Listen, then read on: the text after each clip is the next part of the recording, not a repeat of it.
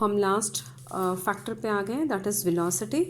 ठीक है, तो हमें क्या पता है कि अगर सब्सट्रैक्ट तभी मैक्सिमम शो हो सकता है जब तक हमारे पास एक्टिव साइट एंजाइम में है। ठीक है, तो अगर हम इसे देखते हैं enzyme action, we plot a graph against enzyme action and value of Michaelis constant, है ना। हम सब्सट्रैक्ट के अगेंस्ट में देते हैं, जैसे सब्सट्रैक्ट ले लेते हैं, हम इसे नंबरिंग कर देते हैं 1 2 3 4 इन ग्राम्स। ठीक है, हमने इसे ग्राम में ले लिया है। अगर हम देखते हैं कि हमारा एक्टिव साइट कितना है ना, तो हमने यहाँ पे सब्सट्रैक्ट जो है वो जो है एक्टिव साइट के साथ बाइंड अप हो रहा है और वो क्या बना रहा है, एंजाइम सब्सट्रैक्ट कॉम्प्लेक्स, और फिर इमीडिएटली वो उसको प्रोडक्ट में कन्वर्ट करेगा और एंजाइम्स जो है वो रिलीज़ हो जाएंगे फॉर नेक्स्ट कि वो नेक्स्ट जाए और नेक्स्ट सब्सट्रैक्ट के साथ कॉम्प्लेक्स फॉर्म कर सके। ठीक है, तो हम अगर यहाँ पर आ जाते हैं, हमसे फॉर एग्जांपल हम ये पहला वाला ग्राफ लेते हैं, ये एंजाइम ए है। ठीक है, और यहाँ पर इसकी वेलोसिटी है ना मैक्सिमम है। वेलोसिटी भी तब मैक्सिमम होगा जब एक्टिव साइट खाली होंगे, है ना, एक्टिव साइट पूरे ऑक्यूपाइड नहीं होंगे।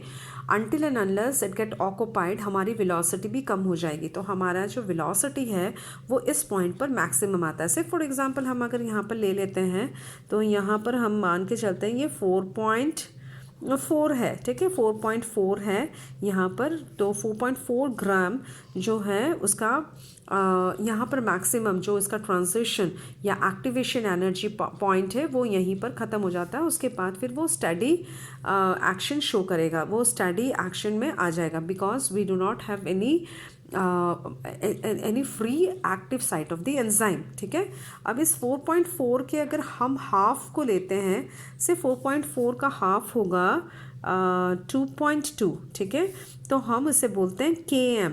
ये है value of Michaelis constant, value of Michaelis constant. ठीक है, अगर हम हाफ को ले लेते हैं तो माइकलिस कांस्टेंट है। ठीक है, अगर हम दूसरे एंजाइम को देखते हैं, ये दूसरा एंजाइम है एंजाइम बी।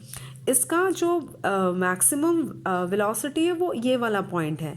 ठीक है, इसका मैक्सिमम वेलोसिटी अगर ये वाला पॉइंट है, से यहाँ पर आया है ये 3.2 में, तो इसका जो km होगा वो उसका हाफ होगा 3.2 का, तो ये हो जाएगा 1.6, है ना, 1.6 में हो जाएगा।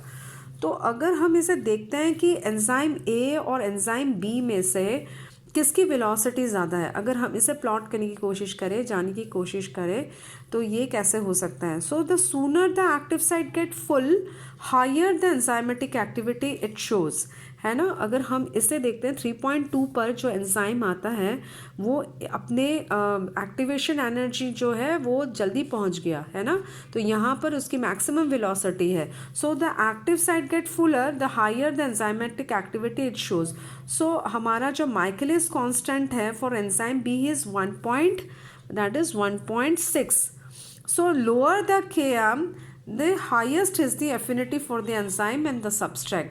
So enzyme की जो active site है that attract that form bond with the or complex with the substrate when km is lower, तो हम बोल सकते हैं कि एंजाइम बी जो है उसका km that is Michaelis constant value जो है वो कम है, 1.6 है, as compare to the enzyme A जिसका km जो है वो 2.2 है। So the lower the km, the higher is the affinity for the enzymes to form a complex with the substrate.